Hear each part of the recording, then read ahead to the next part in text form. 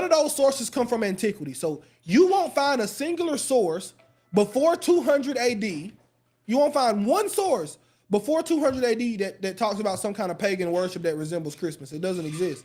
200 AD is when the Christians start to celebrate Christmas.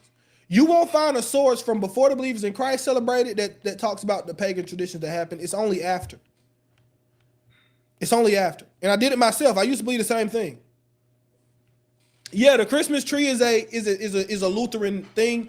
It comes from two different kind of ways you can look at that, right? Historically.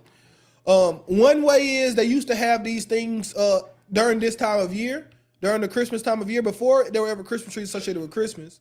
They used to do these plays about the Garden of Eden during Christmas time. You know, Christ takes us back to the garden type thing. And so after the play, they would take the trees and put them in their homes. The trees were decorated, you know, for the tree in the garden. They would take the trees, put them in their homes. And then you also have Luther, like you said, when Luther went into the forest, he found an evergreen tree. And he says, okay, Christ lives forever, so this represents Christ. He put candles on the tree and light the tree. Yeah, so those are two different stories of where they come from. But yeah, I just tell people to prove it. You know, and it became very difficult for me. So the position I land on in that case is, okay, I can't teach against it because I can't prove it. Right? And I don't want to teach the traditions of men as doctrine. So I'm very careful.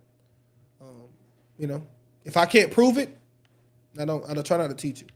That doesn't mean, once again, that, you know, I'm not mad at anyone who says Christmas is pagan. That's okay.